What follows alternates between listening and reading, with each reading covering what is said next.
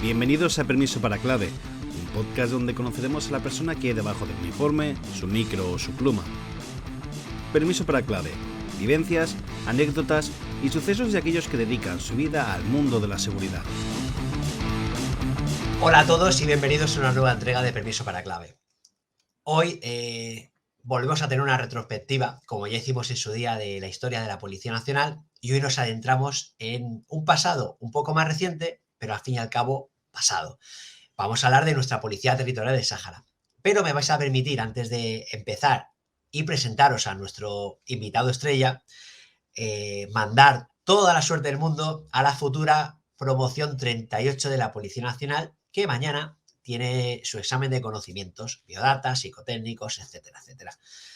Y queremos mandar la mejor de la suerte, la mejor de nuestros deseos, en especial a todo el mundo, pero en especial a los amigos y oyentes de Permiso para Clave, pero me vais a permitir que sobre todo se la mandemos a nuestro Carlos, a nuestro Carlitos, que seguro que mañana consigue su ansiada plaza, o un paso más para conseguir su ansiada plaza para ser Policía Nacional. Mucha suerte, futura promoción 38. Y ya sin más dilación, vamos al tema que nos ocupa hoy. Os hemos hecho una pequeña introducción para poneros en contexto y nos vamos a remontar al año 1898. En ese año de 1898, en España, pues se puso definitivamente el sol. Y aquellos barcos que regresaban de los territorios de ultramar, da igual que se hablase de Filipinas, de Cuba, de Puerto Rico o cualquiera de las infinitas posesiones regadas con sangre y acento español en forma de pequeñas islas que hoy quizás os puedan sonar muy americanas o inclusive podéis leer que se disputan grandes potencias como Japón y China. Pues bien, desde aquellas posesiones del rincón del globo terráqueo regresaban nuestros soldados y el resto de expatriados, y al grito de ¡Arriba España!, pues buscaban el salir de aquella depresión que nos supuso la firma del Tratado de París, vergonzoso y humillante a la vez, según se lea.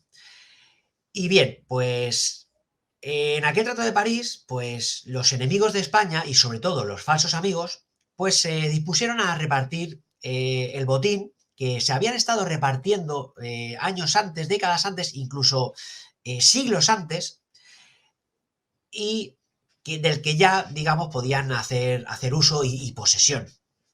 Un inciso, si habéis escuchado un Arriba España, lo habéis escuchado. Y sí, si bien es cierto que el dictador Francisco Franco Bahamonde ya existía, ya había nacido, pero tan solo contaba con 6 años de edad. Y también fue testigo de cómo nuestras tropas regresaban a los puertos gallegos, y es algo que le marcó durante el resto de su vida y de su carrera militar. Pero, como comprenderéis, con tan corta edad nada tuvo que ver en el copyright de ese Arriba España. Pues como bien es sabido, otras tantas cosas que se le atribuyen al personaje con décadas o siglos de antigüedad antes de que el golpista naciese. Bueno, puntualizaciones hechas, regresamos a esa España deprimida, derrotada y humillada. Pero que se pusiese el sol no significó que el imperio muriese, ni mucho menos, ya que nuestro plus ultra encontró su particular dorado en las arenas del desierto del Sáhara. Nuestros militares, poco amantes de la vida cuartelera, encontraron en África su nueva razón de ser, nuevos territorios que explorar y asentar para la corona y su majestad el rey. Regulares, la Legión, el Regimiento de Caballería Alcántara. Una época realmente dura, muy dura para los acontecimientos de nuestro país. Pero para hablar de esto, mejor vamos a presentar a nuestro invitado. Como hemos dicho, un honor de invitado. Es amigo, compañero y sobre todo experto en historia. Ya lo estáis escuchando de fondo. Os pasamos a presentar al gran Gerión de Contestania, del podcast La Biblioteca de Historia, Sierra del Tadej y colaborador en infinidad de espacios más. Bienvenido a Permiso para Clave, Gerión. Es un placer, Pedro, estar aquí contigo. Y bueno, experto no, soy un aficionado. Bueno, aficionado que a más de un historiador lo podrías poner en su sitio. Como decimos, todo un honor. Gerión, la verdad que con esta intro fue, digamos, un convulso final del 19 y principio del 20, ¿no? Pues sí, como bien has dicho, Pedro, sobre todo yo pienso que para España, porque has comentado que perdimos Cuba, Puerto Rico y Filipinas, y sí. Pero antes, a partir de la segunda década del siglo XIX, ya perdimos la mayor parte de los territorios imperiales, y me refiero a los territorios situados en el continente americano, o sea, los llamados virreinatos. Pero nos quedaba Cuba, Puerto Rico y Filipinas, y desgraciadamente en esa guerra contra los estadounidenses ya las perdimos. Y digamos que ahí quedó finiquitado el Imperio Español. Y puede ser que esta nostalgia de haber sido una gran potencia en el pasado nos llevara a meternos en un terreno que al final pienso yo que nos trajo más desgracias que beneficios, como por ejemplo el tema que vamos a hablar hoy, que es el del Sáhara. Y aunque bueno, hay que apuntar que España desde tiempos remotos ya había tenido presencia en los territorios africanos, porque las plazas de Ceuta y Melilla ya formaban parte de Castilla o de esa naciente España ya a principios del siglo XVI. Y luego tuvimos soberanía durante décadas sobre algunas plazas como Orán, Túnez, Mazalquivir, Larache, Argel, entre otras. O sea que, que fíjate si tuvimos presencia en el norte de África. Pero bueno, podemos decir a grandes rasgos que España metió la cabeza en los territorios africanos como el Sáhara ya a finales del siglo XIX y ya a lo largo del siglo XX. Sí, está claro. Para algunos perdidos, para otros robados, pero al fin y al cabo nos quedamos sin territorios que eran tan España como puede ser nuestra Alicante o Barcelona, por ejemplo. Pero bueno, eso es algo que al final solo queda en discusiones de foros históricos. Sí, Eh, porque hay que apuntar que, bueno, la Segunda Guerra Mundial está ahí cerca, ¿no? Que acabó en sí, el 1945, pues hasta el 1945 existía el derecho de conquista. O sea, todo país que antes de 1945 conquistara otro país, otros territorios, digamos que existía un derecho que le avalaba para que fueran suyos. O sea, fíjate. no, no, desde luego. Y es que, ¿ves? Me haces calentarme el morro, porque nuestros oyentes, la mayoría son muy jovencitos, y quizás hasta puedan desconocer, y seguro que este dato tú sí que lo conoces. Ya que hemos hablado de él, Franco estuvo a punto de declarar la guerra al Imperio japonés cuando la Segunda Guerra Mundial, en Filipinas, hubo un auténtico genocidio contra la población española que había quedado ahí, que recordemos solo hacía pues un poco más de 40 años que aquella plaza no era española, y obviamente había muchos españoles o descendientes de españoles que allí vivían y todavía conservaban la nacionalidad, y Franco estuvo a punto de declarar la guerra en represalia por matanza de españoles. Pero bueno, como bien estamos diciendo, nos calentamos el pico hablando de esta pasión que nos une, que es la historia, y nos vamos del tema. Gerión, de sobra, tú lo has comentado, es conocida la línea africanista del ejército español. Pero para ti, ¿qué tiene África que no ha dejado indiferente a nadie a lo largo de la historia? Desde la antigua Roma, pasando por Napoleón, hasta nuestros últimos laureados, por ejemplo, de la Alcántara. Pues bueno, no podemos olvidar que África es la cuna de la humanidad. Que las oleadas de las diferentes especies de Homo o de homínidos han salido de África. Pero dejando de lado todo ese tema que daría para hablar muchísimo y que no soy experto en ello, pues tenemos que mencionar que África también ha sido la cuna de grandes civilizaciones, como la civilización egipcia, el reino de Ghana, el reino de Kush, o como la archiconocida Cartago. Claro. Pero también una gran extensión de su territorio, sobre todo el norte, fue dominada, como han mencionado, por la antigua Roma o por el Imperio Romano. Aunque siempre que hablamos de antiguas ciudades romanas echamos la vista hacia Europa, hay que decir que en todo el norte de África tenemos los restos de grandes asentamientos romanos y de grandes territorios y de grandes ciudades de la antigua Roma que son impresionantes. No olvidemos que los territorios de lo que hoy es Egipto, Libia, Túnez, Argelia y Marruecos fueron en época romana provincias. Incluso hubo un emperador romano de origen africano que era Septimio Severo.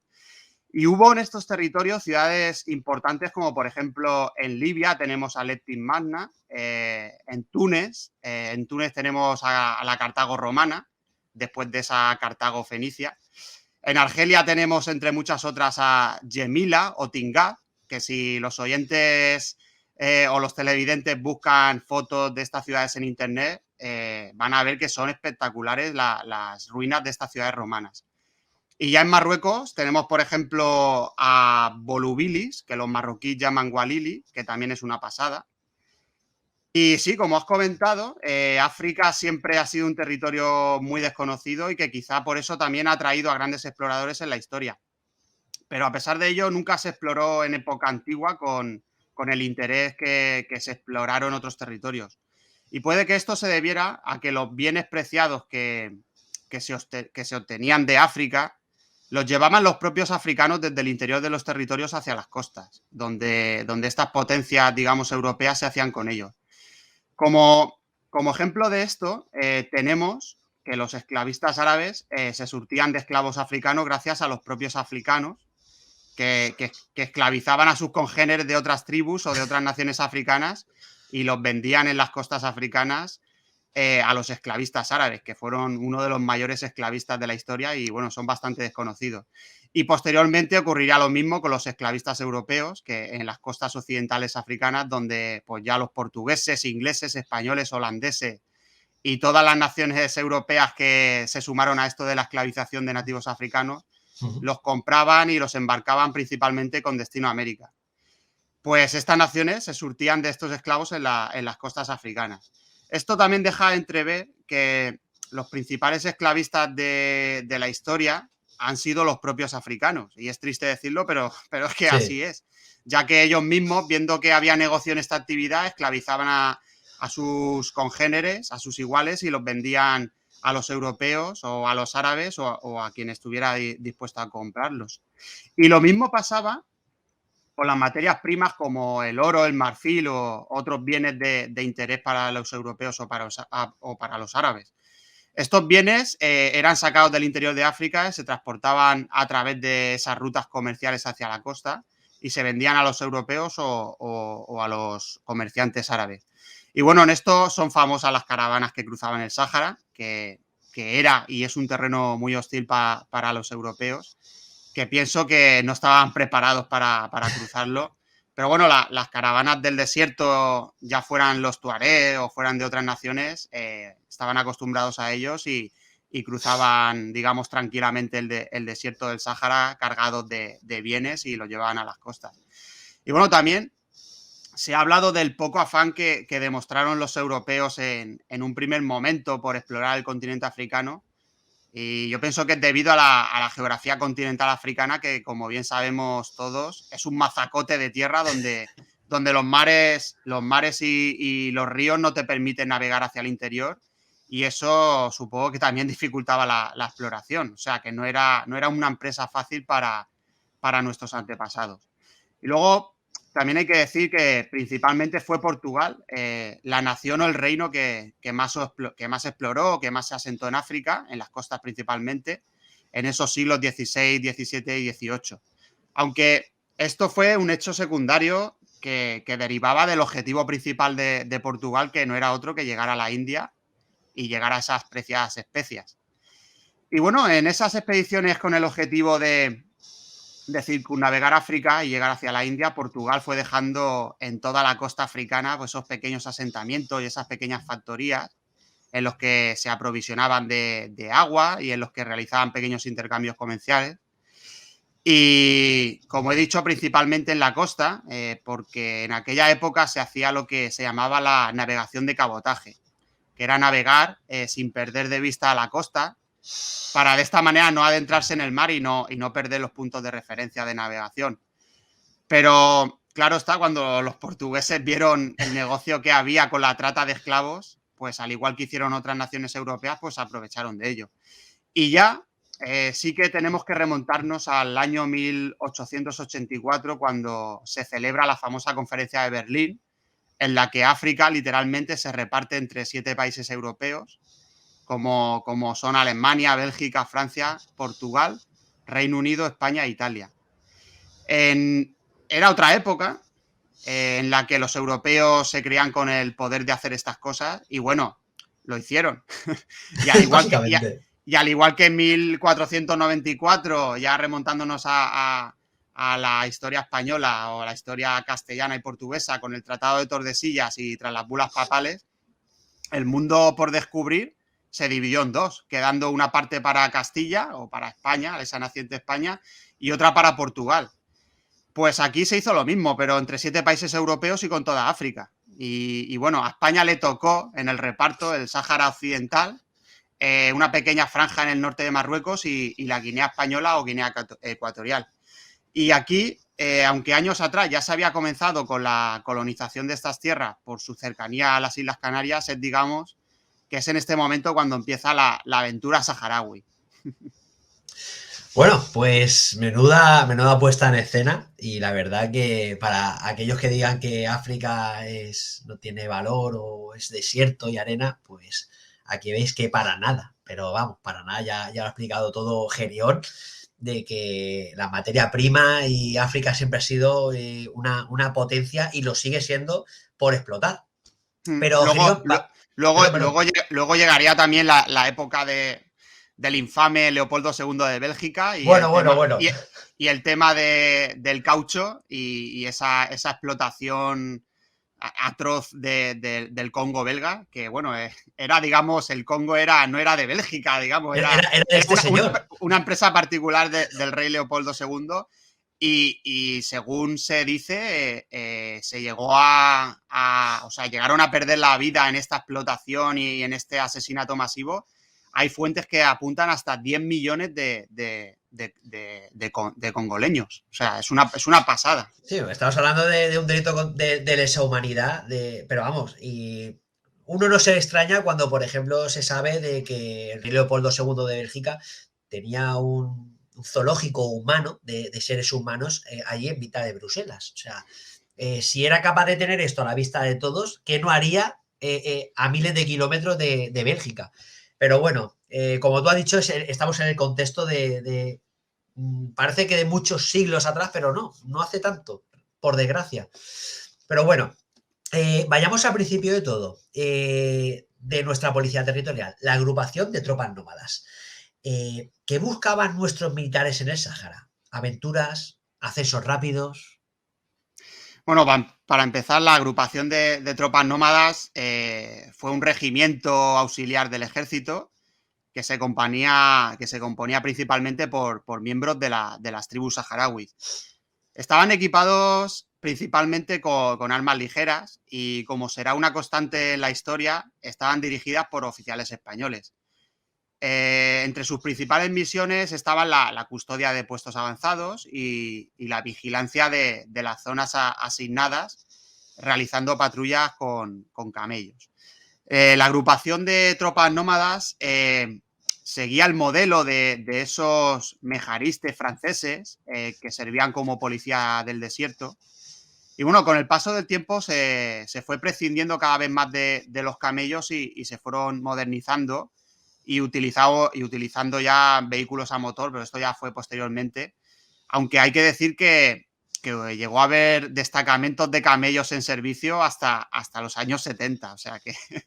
Y bueno, la mayoría de los oficiales y algunos suboficiales y especialistas eran españoles, pero el resto, como he comentado, de la tropa eran principalmente saharauis. Aunque se buscaba la proporción de las tropas nómadas, esto aumentó significativamente a partir de la década de 1960, ya que muchos de ellos eran reclutas que hacían su servicio militar en el Sáhara español. Digamos que esto de la agrupación de tropas nómadas era como una policía militar de la época que cumplía sus cometidos en esta zona. Y los militares, como me preguntan, los militares españoles en el Sáhara pues yo pienso que, bueno, como se suele decir, y creo que es así, los militares digamos que son los más pacifistas, por así decirlo, ¿no? Totalmente de ¿Vale? acuerdo. Porque cuando hay que ir a la guerra, son ellos los que tienen que ir a combatir. Correcto. Pero bueno, también hay que decir que los militares, para ascender en su carrera profesional y obtener méritos, pues necesitan tener misiones militares. Claro. Digamos que un militar que esté en un despacho en Madrid o en Barcelona, pocos ascensos y pocas medallas va a poder optar. En cambio, los militares que estén en el frente o que estén haciendo misiones ya sea de paz o de guerra propiamente dicha, son los que van a obtener esa experiencia y son los que van a optar a ascensos y a recompensas. Esta es mi opinión, aunque si bien es cierto que ha habido militares que han sido muy belicistas y que no han dudado en ir a combatir allá donde fuese con el principal objetivo de hacer la guerra.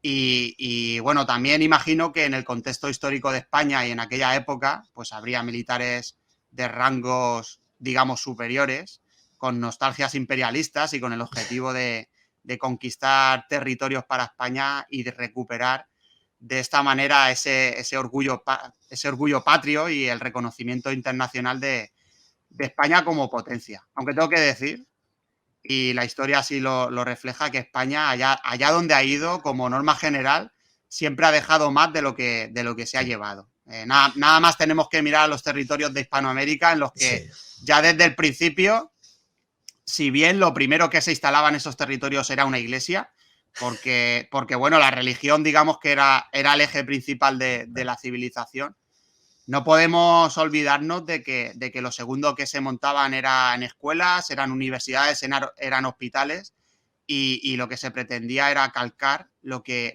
había en los territorios peninsulares en el resto de los territorios conquistados. Pues la verdad que sí, y voy a hacer un inciso que para aquellos osados que se dejan alimentar por esa leyenda negra que Gerión está desmontando, aquí va otro apunte respecto de la agrupación de tropas nómadas y esa oficialidad que has comentado.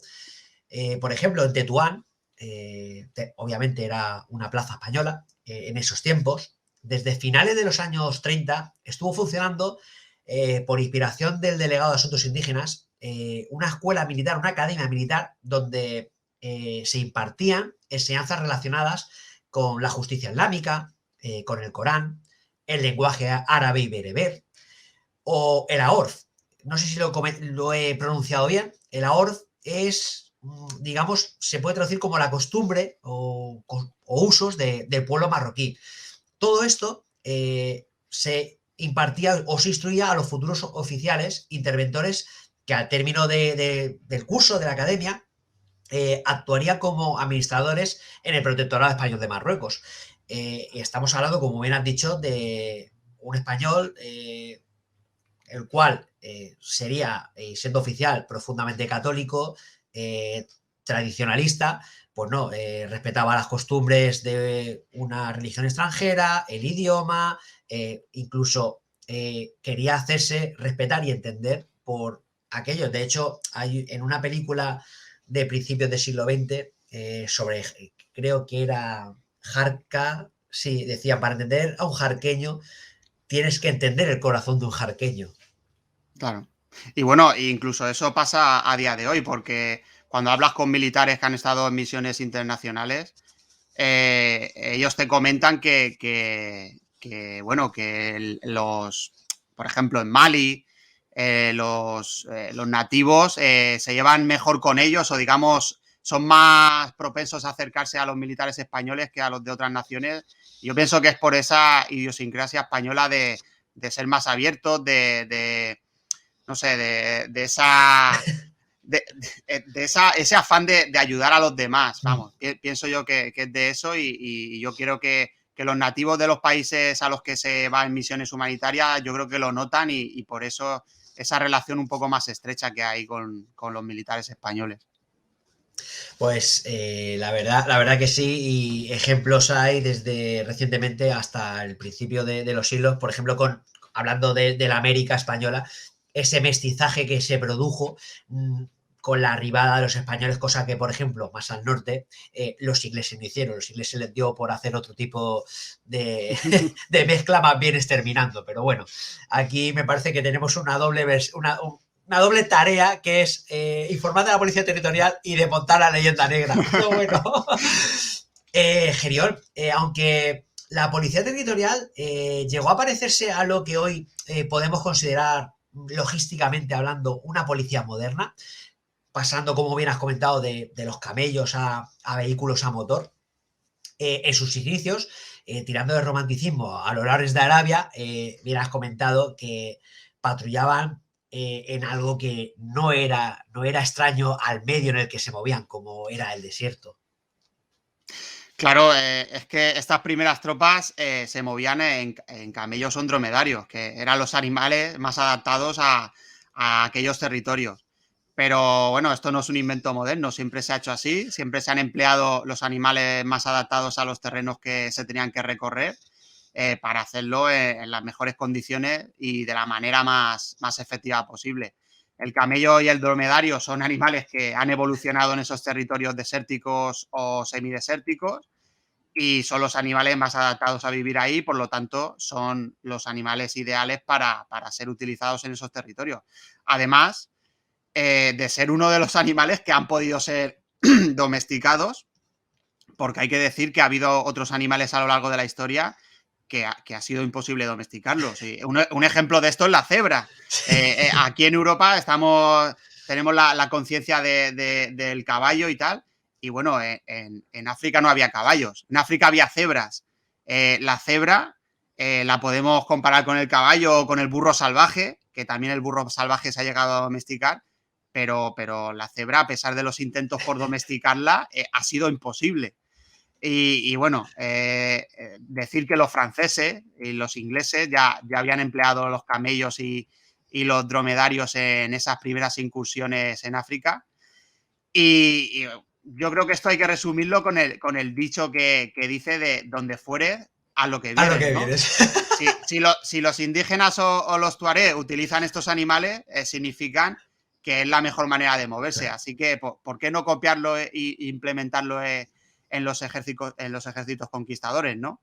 Y bueno, históricamente, por hacer una pequeña puntualización, tenemos ejemplos de esta utilización porque, por ejemplo, Napoleón en su campaña en Egipto creó un regimiento de dromedarios y los ingleses fundaron también el Camel Corps y los italianos en sus campañas en Etiopía y en Eritrea pues hicieron lo mismo.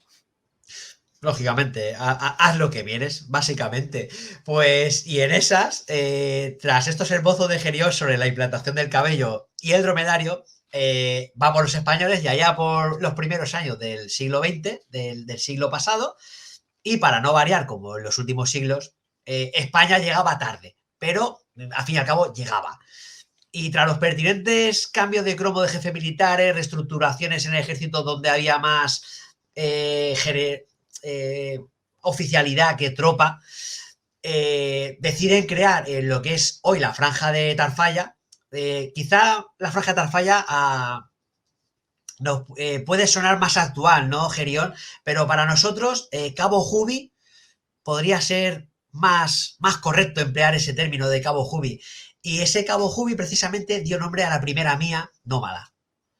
Sí, bueno, para ponernos un poco en el contexto histórico así por encima, tenemos que decir que los primeros contactos serios de los españoles con los territorios saharauis se realizan tras unas expediciones militares en la zona a petición de las autoridades de las Islas Canarias para terminar o por lo menos para disminuir esas incursiones de piratas de la zona que se realizaban en las Islas Canarias.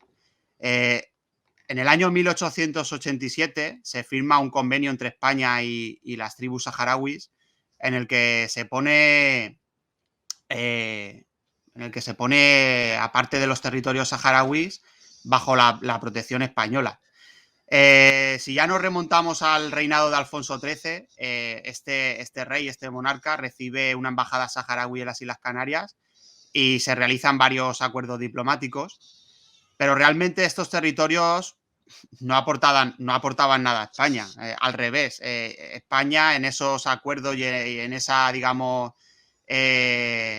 pequeñas incursiones hacía algo más fácil la vida a muchos nativos. Tenemos que decir que el Sáhara es un territorio poco poblado y en el que la delincuencia pues no era un problema a destacar. Lo que había principalmente eran pequeños problemas o pequeñas escaramuzas entre las tribus saharauis, y ahí pues había que intervenir y intentar solventar los problemas. Y a imagen y semejanza de lo que habían hecho los franceses, se decide formar unidades mixtas que estaban compuestas por nativos. Lo que primero se forma en el Sáhara y que son, digamos, el antecedente de la futura policía territorial, como has dicho, son las MIAs, que no era más que unas compañías que patrullaban principalmente a camello las zonas habitadas del Sáhara. Era costumbre que los soldados o, digamos, los policías rasos fueran indígenas, como hemos dicho, y que estuvieran principalmente bajo las órdenes de oficiales españoles. Llegado el año 1926, cuando se crea la MIA nómada de Cabo Jubi, que estaba compuesta por 3 secciones denominadas farcas que iban a camello. Pero incluso los camellos escaseaban y por esa falta de presupuesto, pues al final muchos de estos soldados tuvieron que hacer esas patrullas o esos servicios a pie. Y bueno, también se crea otra unidad a pie que estaba compuesta por un teniente instructor, un intérprete, un sargento, un cabo primero y 50 soldados nativos con la misión de defender el fuerte que había en Cabo Jubi. Los nativos se reclutaban de los propios marroquíes, que formaban parte de las mejalas y de los regulares, y también entre los propios saharauis. Y se dice que había que mediar muchas veces entre los saharauis y los marroquíes, porque esto es sabido que los marroquíes consideraban a los saharauis inferiores a ellos, o sea, porque decían que comían carne cruda y, bueno, los consideraban inferiores. Siempre ha habido clasismo, ¿no? Y, bueno, entre los saharauis lo que se hacía es que se intentaba reclutar a gente que conociera el terreno.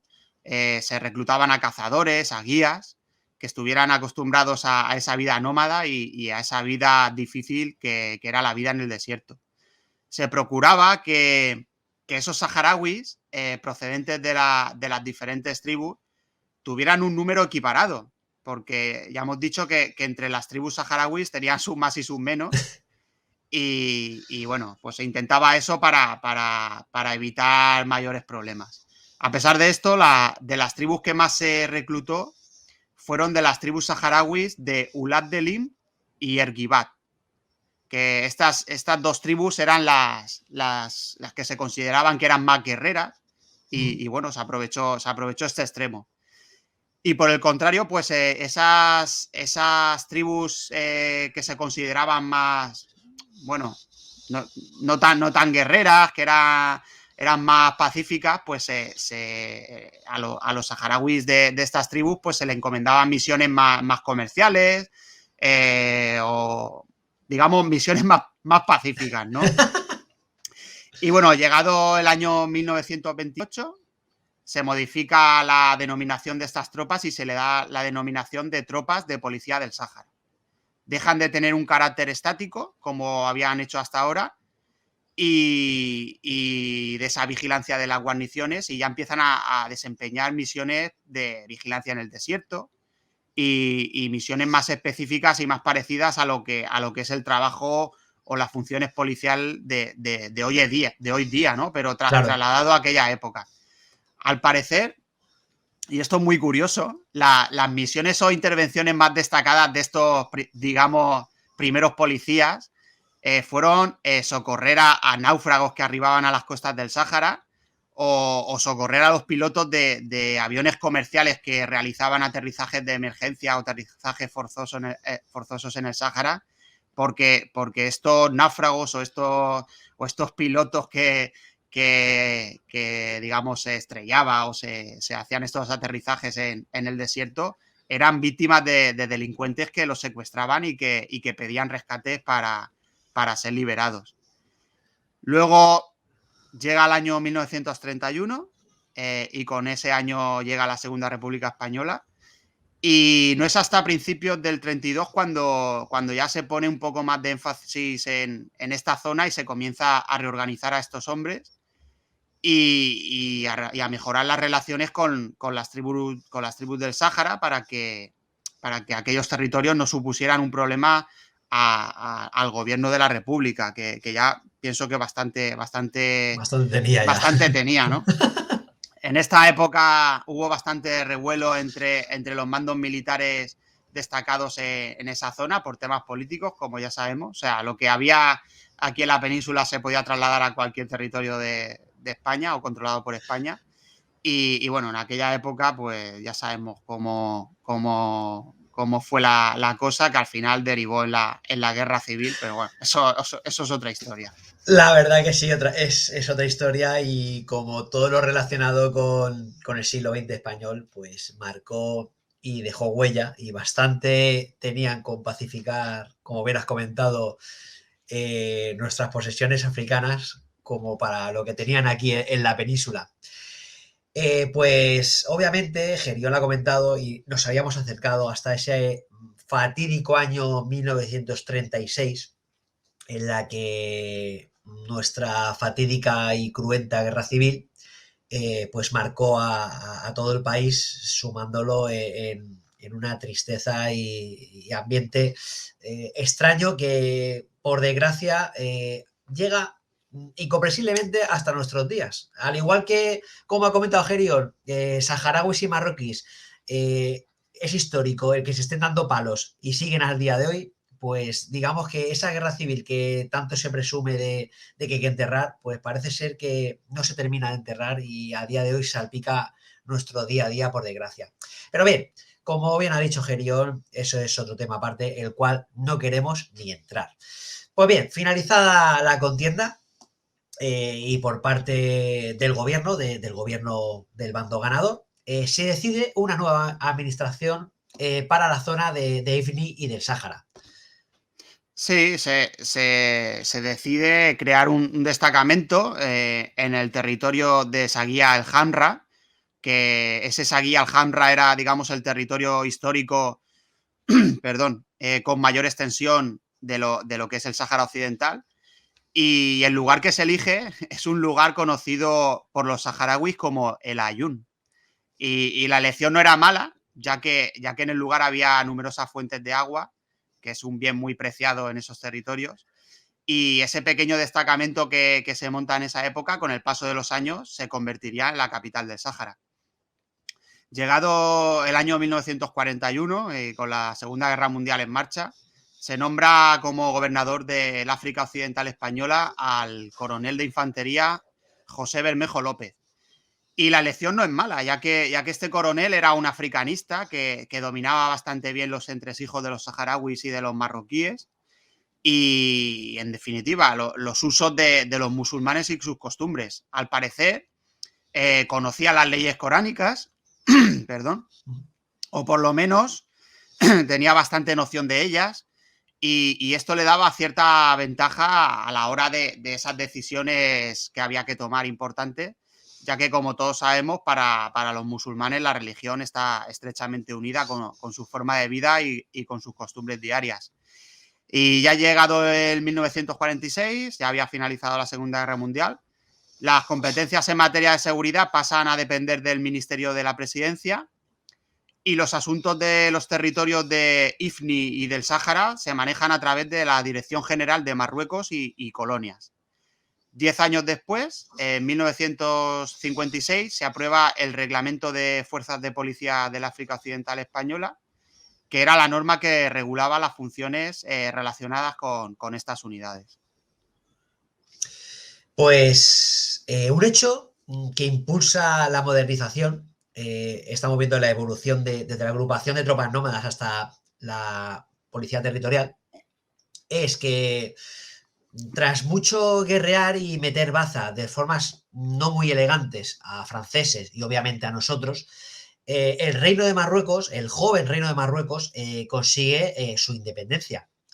Y las reivindicaciones, parece ser que no podemos desligarnos de la historia. O sea, la actualidad viene regada o salpicada, digamos, de contextos históricos que parece ser que nunca se van a superar, ya que de hecho las reivindicaciones marroquíes llegan hasta nuestros días.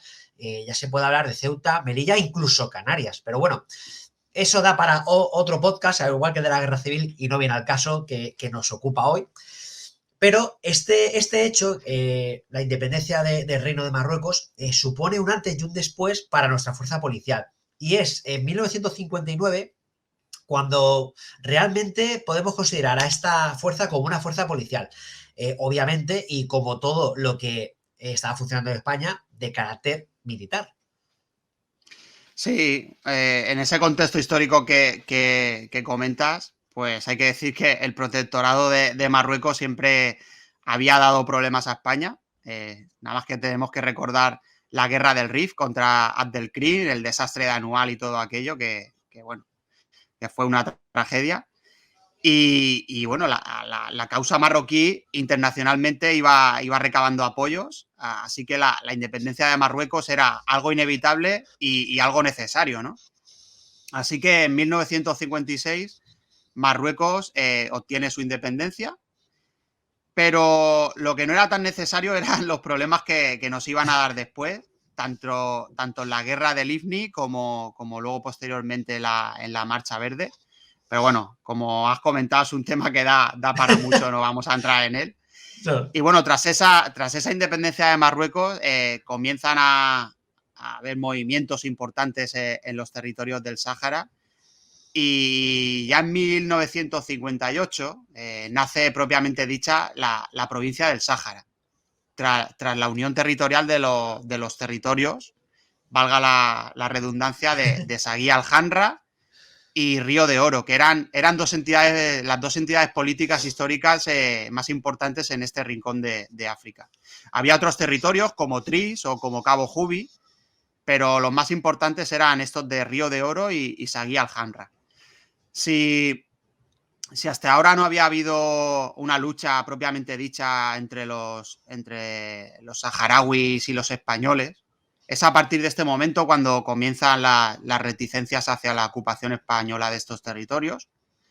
A los saharauis, no hay que olvidarlo, se les otorga la nacionalidad española, se les entrega un DNI, pero bueno, también como españoles tienen que pagar impuestos y esto parece que no iba mucho con ellos. Complicado.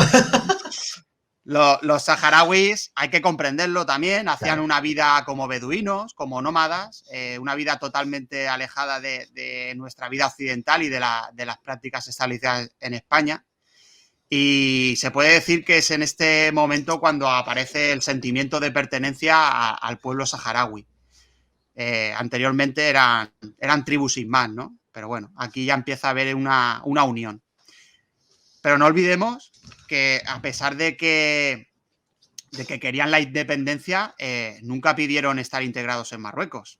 Ellos no querían ser marroquíes, ellos querían ser el pueblo saharaui. Pero sí, Pedro, como bien has comentado, como bien decías, en octubre de 1959, la agrupación de tropas nómadas da un giro radical, deja de tener funciones policiales y pasa solo a realizar funciones militares y las funciones policiales que realizaban las tropas nómadas las pasa a realizar la Policía Territorial del Sáhara, que se crea el 17 de noviembre de 1960 y pasa a depender del gobernador general del territorio, lo que hoy sería un delegado del gobierno.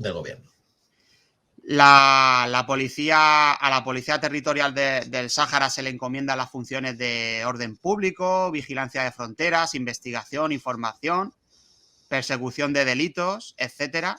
Bueno, lo que suele hacer la policía. Y es curioso que si buscamos en internet el boletín oficial del Estado de la creación de la Policía Territorial del Sáhara, vienen todas estas funciones, vienen ahí reflejadas. O sea, aún se conservan esos boletines oficiales del Estado. Al mando de la policía territorial estaba un teniente coronel y el resto, digamos, de jefes o mandos eran mandos militares procedentes de los 3 ejércitos y de la Guardia Civil. Los policías eran tanto europeos, o sea, españoles, como policías indígenas, los cuales abordaban unas labores pues, que en esos territorios eran muy valiosas y muy necesarias. Y a pesar de que, como tú has dicho, era un cuerpo o una unidad de carácter militar, lo que llevaban a cabo eran funciones policiales. Sí, claro, sí, lo que viene siendo nuestra Guardia Civil, pero del desierto.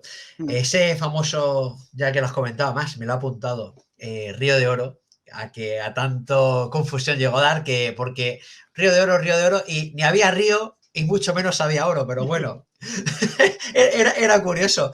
Y referente al DNI español, me acuerdo, y ya cada vez me parezco más a un viejo cebolleta, cuando me vienen recuerdos y los suelto aquí, de que un día estando de servicio, se bajó de un autobús un chaval saharaui y me enseña, no sé si lo recordará Gerión, por edad sí, ya que más o menos nos acercamos en la quinta, aquel DNI que tenían nuestros abuelos, de la cartilla esa azul, y en ese DNI, para nuestros jóvenes oyentes y espectadores que no lo sepan, venía el oficio, la ocupación del portador de ese documento nacional de identidad, que por cierto, en la Academia de la Policía te dicen que ha sido uno de los mejores a lo largo de la historia, no solo de España, sino del mundo, en medidas de seguridad. Pues bien, ese chaval que me estoy yendo venía con el DNI de su padre. Bueno, de su padre, no, de su padre o de su abuelo, no recuerdo ahora muy bien, en el cual ponía que había sido policía territorial del Sáhara. Y el chaval nos lo mostraba orgulloso como diciendo que él no era marroquí, que él era español. Y la verdad que fue un dato curioso el ver qué recuerdos tiene el pueblo saharaui de la presencia española, como bien has dicho, a la hora de mezclarse con ellos y, de hecho, el apoyo que tienen aquí en España para su causa de la mayoría de la población nacional. Exactamente, sí. Pues has estado hablando de los servicios de la Policía Territorial y uno de esos servicios en los que se veían envueltos nuestros territoriales eran las escaramuzas con el mal llamado o denominado Ejército de Liberación en nuestra provincia de Sáhara Español. Sí, los saharauis, como hemos dicho, en ese momento ya empezaban a ansiar su independencia y nace el Movimiento Nacional de Liberación Saharaui y posteriormente el Frente Popular de Saguí al-Hamra y Río de Oro, que hoy lo conocemos como el Frente Polisario. Pues estos grupos cometieron varias acciones armadas y atentados contra las tropas españolas. No recordemos que hubo muertos. Actuaban en enfrentamientos, escaramuzas, como tú has dicho, y empleaban para ello la guerra de guerrillas. Aquí el principal problema que nos encontrábamos era la lealtad de los saharauis, ya que no pocos se cambiaron de chaqueta, como se suele decir, y cuando veían la cosa complicada se cambiaban de bando y en ese aspecto pusieron en serios aprietos a los españoles. Pero también hay que destacar que muchos otros saharauis cumplieron fielmente con su cometido y resistieron los envites de los rebeldes y bueno, cumplieron, digamos, con su cometido, ¿no? Fueron fieles a España, ¿no? También hay que mencionar en este punto a otro ejército de liberación, el Ejército de Liberación Marroquí, que también cometió atentados y ataques hacia los intereses españoles. El principal cabecilla de esta organización era Alal El Fassi, el jefe del partido Istiqlal, que Istiqlal significa Partido por la Independencia, que es un partido marroquí que actualmente está en vigor, o sea, que tiene actividad. Y este marroquí y su movimiento pretendían llevar a cabo lo que se denomina el Gran Magreb o el Gran Marruecos, que, como has comentado anteriormente, incluye territorios del Sáhara, de el Ifni, Mauritania, Argelia, las Islas Canarias, Ceuta y Melilla. Algo algo que aún a día de hoy, como bien has dicho, se está reivindicando y bueno. Pero todos estos hechos con el tema de del Ejército de Liberación Nacional Marroquí y bueno, yo ya lo englobaría en esa guerra del IMNI y en todo ese tema. Y bueno, ya hemos llegado al año 1976, ¿no? En nuestra historia, y es en febrero de 1976 cuando se disuelve la Policía Territorial del Sáhara tras ser abandonados estos territorios por España. Aunque bueno, yo más bien diría que España fue expulsada de estos territorios. Sí, y volvemos a un signo en común con nuestra historia más reciente. Se puede decir que bien lo abandonamos, bien nos lo arrebataron. Yo de mi época militar, algunos compañeros que eran de familias militares decían vergonzosa retirada y la verdad que es algo que de hecho seguimos siendo los administradores del Sáhara, aunque parezca mentira que no pintemos nada. Incluso algún político, el cual le recomendaría que viese este podcast o lo escuchase por las diferentes plataformas, ha osado, cuando va de viaje oficial a Marruecos, hacerse una fotografía con el mapa del Gran Magreb o del Gran Marruecos detrás, con el consiguiente despropósito que eso significa para España, porque sería perder todavía más integridad territorial. Pero bueno, como bien dices, esto da, no para uno, da para infinidad de podcasts para hablar del tema. Pero, Gerión, volviendo a nuestros territoriales, más o menos, esta policía, ¿cómo se organizaba y cuáles eran otras de sus funciones? Pues empezando por arriba, teníamos la plana mayor y mando, que tenía la sede en la capital del Sáhara, en el Aaiún. Aquí había una unidad de instrucción, también en el Aaiún, una unidad de destinos y a continuación venían las compañías de policías propiamente dichas. Había 4 compañías, habían 2 compañías con base en el Aaiún, que eran la primera compañía, con funciones de orden público, prevención de la delincuencia y tráfico principalmente. Y la segunda compañía, que tenía funciones de vigilancia de fronteras, aduanas. Y bueno, esta segunda compañía, aunque tenía su base en el Aaiún, tenía policías dispersos por varios puestos del nordeste del territorio saharaui. Ya hemos dicho que el territorio a cubrir era mucho y bueno, había que hacer esa implementación de policías en esas zonas.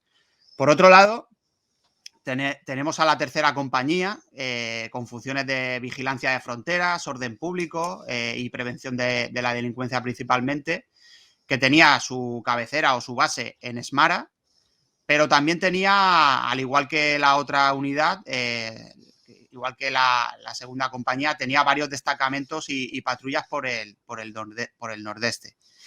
Y por último, tenemos a la cuarta compañía con funciones de vigilancia, orden público y vigilancia de fronteras, con base en Villacisneros y pequeños destacamentos y patrullas por el sur del Sáhara. Bueno, pues sí que era, digamos, era extenso el territorio que cubrí y extensa la organización de esta policía territorial. Y en esta policía territorial, muchos de los jóvenes españoles de la época prestaron su servicio militar. Tenía que ser un destino curioso, ¿no, Gerión? Sí, al parecer muchos españoles a los que le tocó hacer la mili o el servicio militar en el Sáhara eran destinados a la Policía Territorial del Sáhara. Y bueno, supongo que según el carácter aventurero o no de ese recluta, pues ese destino en África de 14 meses como mínimo, pues sería o una bicoca o no, o una tragedia. Pero bueno, yo pienso que en estos casos lo que se intentaba por parte de las autoridades militares españolas era cubrir huecos con los reclutas que hacían el servicio militar. Y bueno, si posteriormente alguno de estos soldados se reenganchaba, como se suele decir, pues eso que se ganaba, ¿no? Sí, la verdad que sí, que antiguamente, ¿no? Hace unos cuantos años era muy fácil, relativamente fácil el hacer carrera militar o o prestar servicio de armas. La cuestión que sí, ¿cómo ha cambiado la cosa ahora con el tema de oposiciones y demás? Gerión, has deslizado, por lo que tú llevas comentando a lo largo de la entrevista, que esta fuerza militar se utilizaba prácticamente para todo. Pero, ¿se sabe más o menos con el número de efectivos que pudo llegar a contar? Pues yo las fuentes que he consultado indican que contaban con unos 1.200 efectivos aproximadamente. Pero como bien he comentado, supongo que este número se incrementaría con la llegada de esos reclutas que hacían el servicio militar en este destino. Pero bueno, 1.200, un terreno tan grande que había que cubrir, nos puede parecer un número grande, pero realmente era poco, porque nada más que tenemos que coger, mirar el mapa del Claro. Sáhara Occidental y veremos que es un terreno extensísimo, o sea que eran pocos. No sé, la verdad que sí. Pues hoy hemos vislumbrado y hemos sido testigos de una auténtica lección magistral, aunque él diga lo contrario, de historia por parte de Gerión. Y particularmente, aunque ya lo ha hablado él, lo vamos a dejar, porque sinceramente a mí me duele hablar del año 75-76 y lo que le pasó a nuestra provincia, a nuestro país, a nuestro policía territorial que hoy nos ocupa en Permiso para Clave. Obviamente, pues queremos agradecer al gran amigo y maestro Gerión de Contestania el atracazo al que le hemos sometido en el día de hoy. Y le quiero plantear una pregunta. Gerión, ¿qué hacemos? ¿Se lo decimos a nuestros oyentes? ¿Mantenemos la sorpresa? No, dilo. Venga, pues vamos a develarlo. Pues os queremos develar a la audiencia de la Biblioteca de Historia y de Permiso para Clave que estamos en conversaciones muy avanzadas para que, al igual que hemos hecho en Permiso para Clave en distintas unidades de la Policía Nacional, especialmente, os queremos traer el capítulo o el episodio de Vida de un Policía Territorial. Y no es otra cosa que es traer a antiguos miembros de la Policía Territorial para que nos cuenten de primera mano todo eso que hemos estado aquí relatando, pero que nos cuenten de primera mano sus experiencias y vivencias en primera persona de todos los acontecimientos históricos que pudieron vivir durante su servicio militar o durante su carrera profesional de la oficialidad. Y así poder entrar más en profundidad en lo que es la vida de un policía territorial de Sáhara. Bueno, La pues verdad que tiene que ser súper interesante. Y yo hoy me arrepiento de una cosa, y es que en un trabajo que tuve, mi compañero era un hombre bastante mayor y bueno, cuando le comentabas algo de tema del ejército y tal, me decía el hombre, dices tú de mil. Y me contaba que hizo el servicio militar en el Sáhara. Y hoy me arrepiento de no haberle preguntado a este hombre, a Jesús, de no haberle preguntado más, que me hubiera contado su historia allí. sí. De vez en cuando comentaba cosas, decía, ¿no? Que si los saharauis hacían esto, que si hacían lo otro y tal, pero me hubiera gustado que me hubiera explicado su experiencia allí, muchas más cosas y bueno, he perdido esa oportunidad. ¿Qué vamos a Sí, hacer? qué gran fondo documental son nuestros mayores y por ya sea por tema de edad, de juventud, de pasotismo o lo que sea, dejamos esa fuente documental oral, esa tradición oral y dejamos de crear una información que sería brutal, la verdad que sí. Y a mí en el ejército me pasaba lo mismo con estos hijos de militares africanistas y la verdad que la contrahistoria que te cuentan de ese año 75-76 y lo que pasó allí, yo creo que si se plasmase en un libro, a más de uno se le caía la cara de vergüenza. Pero bueno, eso al final queda para el ámbito privado, porque si no, nos cierran el siriquito. Pues, Gerión, sin más, ahora sí ya te despedimos. Emplazando, si gustas, a esta máquina del tiempo en la que hemos convertido hoy Permiso para Clave, como ya hicimos en su día con Historia de la Policía Nacional y que sin duda, si gusta, volveremos a retomar si los vientos no son propicios, con un experto como tú en materia histórica.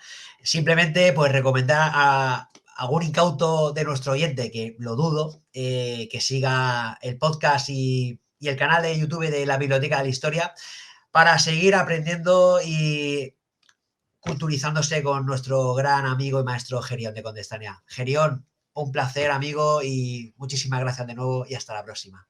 Pedro, el placer es mío, ya sabes que cuando quieras aquí estamos. Y bueno, si me permites agradecer al compañero Sergio Murata del podcast Niebla de Guerra que nos aportó información sobre el tema, que tiene también ya un podcast que habla sobre la Policía Territorial del Sáhara, y también agradecer la información que tienen en sus páginas web estas asociaciones de veteranos como la Asociación de Veteranos de la Mili en el Sáhara o la Hermandad de Veteranos de Tropas Nómadas del Sáhara.